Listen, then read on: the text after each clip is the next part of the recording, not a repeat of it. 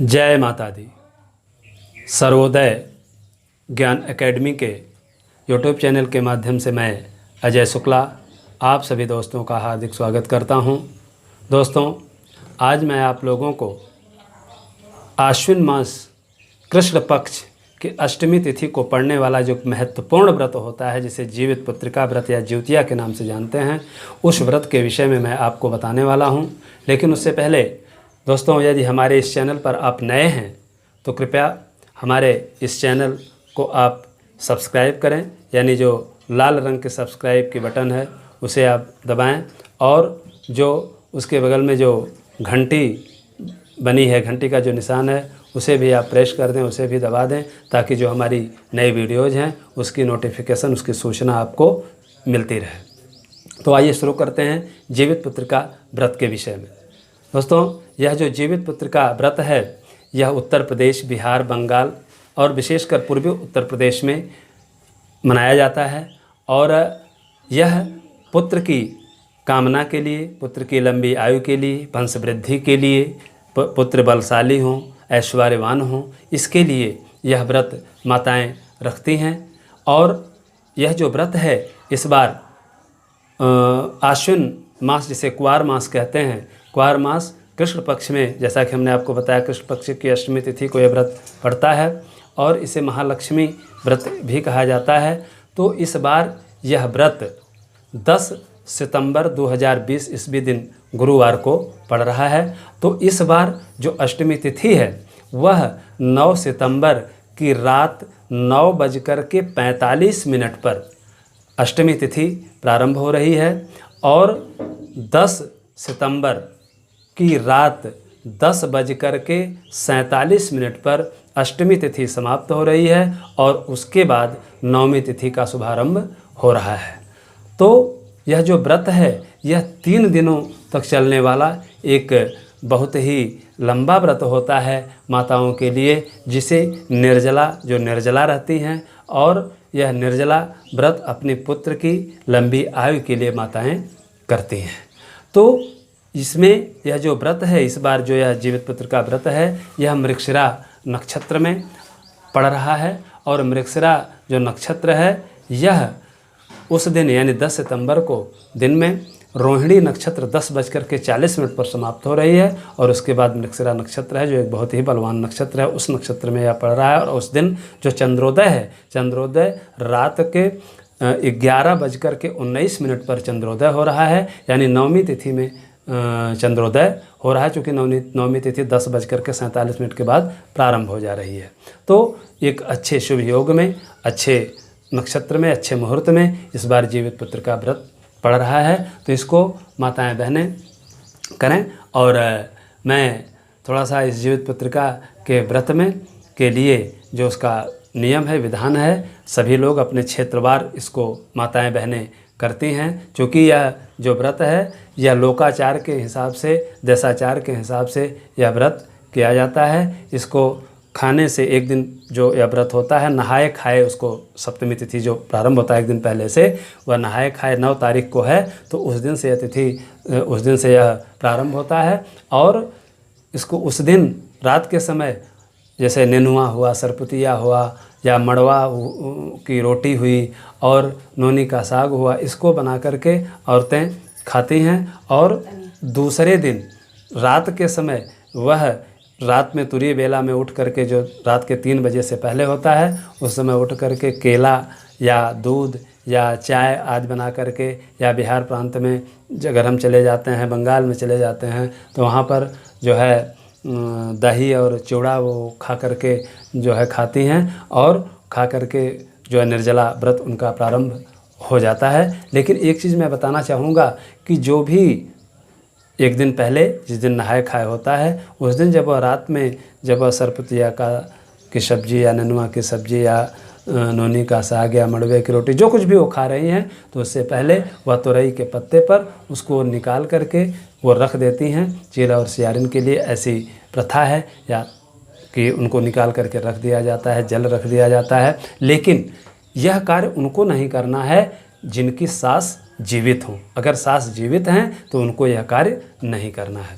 फिर दूसरे दिन जो व्रत प्रारंभ होता है, निर्जला व्रत रहता है, बहुत ही कठिन व्रत होता है। यह व्रत जब प्रारंभ होता है तो गांव के गोंठ में जाती हैं और जाने से पहले फिर खली और जो तेल होता है वह निकाल करके रख देती हैं। तो एक थाल में पानी रख करके वह अपनी सास के लिए रखती हैं। तो अगर सास जीवित हैं तो उनको भी यह कार्य नहीं करना है, अगर सास नहीं है तो उन्हें वह रख दें और फिर वह स्नान करें, तीर्थों का स्मरण करें, गंगे यमुने चैव गोदावरी सरस्वती, ठीक है, इन नदियों का स्मरण करें, काशीराज, प्रयागराज, अयोध्या, तीर्थराज, हरिद्वार का स्मरण करें, स्नान करें और स्नान करके उस दिन वह जो स्नान से पूर्व जो दातून करती हैं वह बरियार के पौधे का दातून करती हैं, जिसे राम दातून के नाम से जाना जाता है। और जिसको कि अगर यह उपलब्ध नहीं हो पाता है तो अपामार्ग जिसे हम चिचिड़ी भी कहते हैं, उसकी भी दातून वो कर सकती हैं। करके स्नान करके पवित्र हो करके किसी जलाशय के किनारे वह जब जाती हैं तो उस व्रत को वहाँ पर कुशा का जीमूत वाहन बनाया जाता है और गाय के गोबर से गोंठ बना करके चारों तरफ से घेरा बना करके उसमें जो है औरतें वह बनाती हैं। माँ अष्टमी चूँकि व्रत करती हैं तो माँ लक्ष्मी, माँ गौरी को बनाती हैं और उनकी पूजा करती हैं धूप दीप से। और जो ज्योतिया है, यथाशक्ति लोग ज्योतिया बना करके सोने का चांदी का बनवाती हैं, वह उनके ले जा कर के वहाँ पर उनको चढ़ाती हैं नारियल तोड़ने। और साथ में अगर बहुत कुछ नहीं है तो धागे का भी जो रंग करके, पीले धागे को रंग करके उसको भी ज्योतिया के रूप में वो ले जा करके चढ़ाती हैं।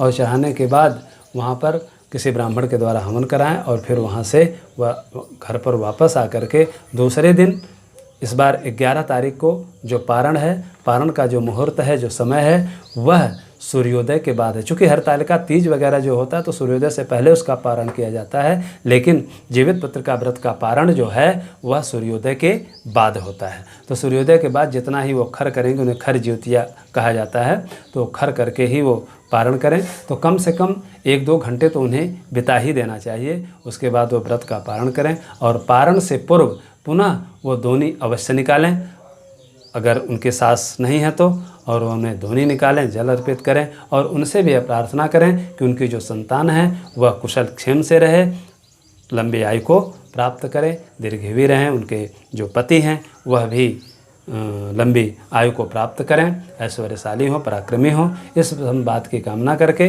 फिर वह अपने व्रत का पारण करें। और पारण के लिए जो है जो लोकाचार होता है उसके अनुसार वो जरई भी कहीं कहीं कहते हैं, उसका वह सेवन कर सकते हैं, घोंट सकते हैं और पारण इस प्रकार से वो कर सकते हैं।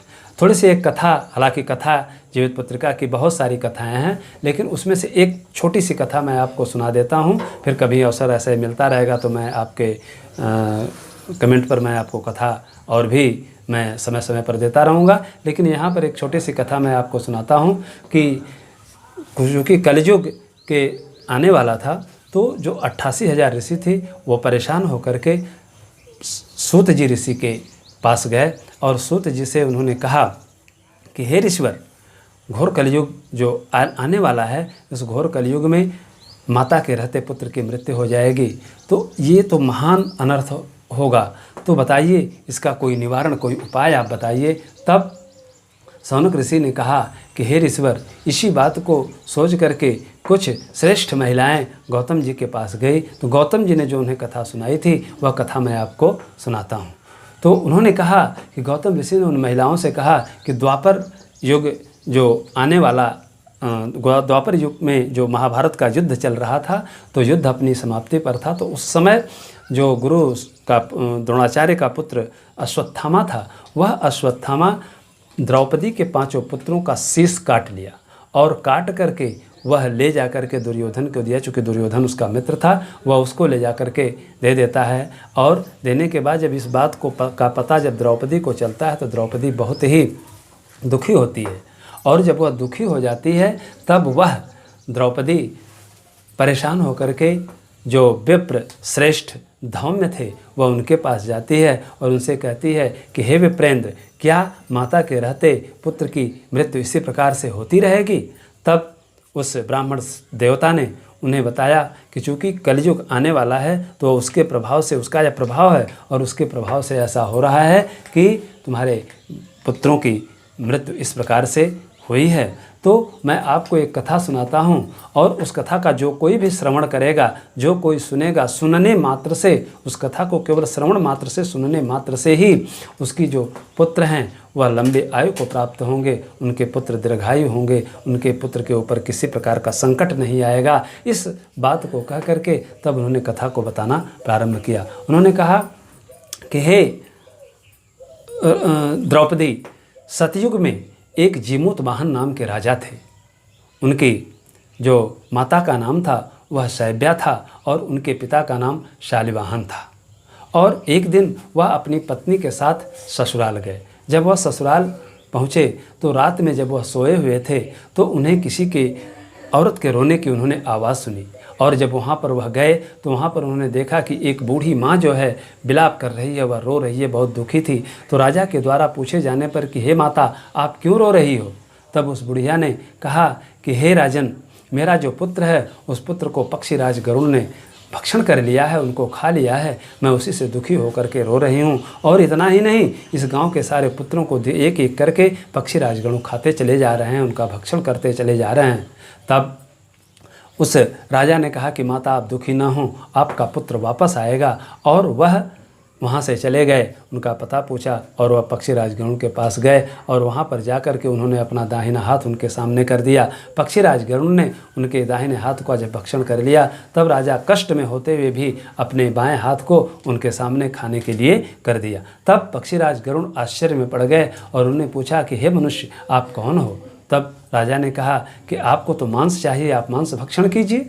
तब पक्षीराज गरुड़ ने कहा कि नहीं, पहले आप अपना परिचय दीजिए। तब राजा जीमूत वाहन ने कहा कि मैं सूर्यवंश में उत्पन्न शालिवाहन का पुत्र और मेरी माता का नाम शैब्या है, मेरा नाम जीमूत वाहन है।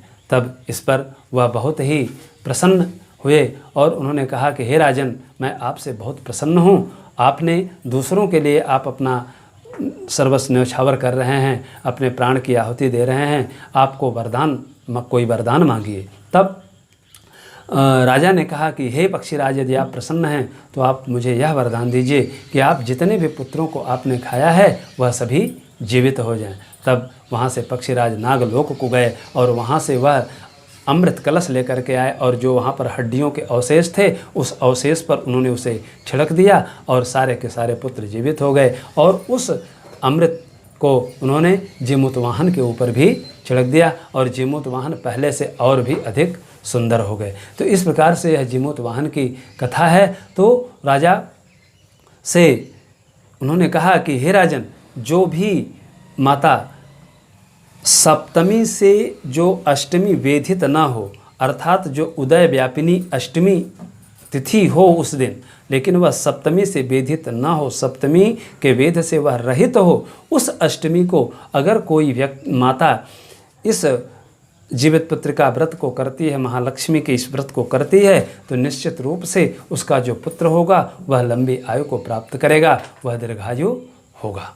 तो इस प्रकार से, हालांकि इसमें एक चील और सियारिन की भी कथा है, जो इस कथा को सुन लेती हैं तो उनका किस प्रकार से कल्याण होता है, और भी कथाएं इसमें हैं। लेकिन चूँकि यह वीडियो लंबा ना हो इसलिए मैं आपको एक छोटी सी कहानी हमने इस जीवित पत्रिका के लिए सुनाया। आप माताएं इस कथा को अगर आप सुनती हैं तो निश्चित रूप से सुनने मात्र से ही जो आपके पुत्र हैं वह लंबी आयु को प्राप्त होंगे, वह दीर्घायु होंगे, आपके पति की आयु जो है वह भी लंबी होगी, उन्हें किसी प्रकार का भय क्लेश नहीं रहेगा।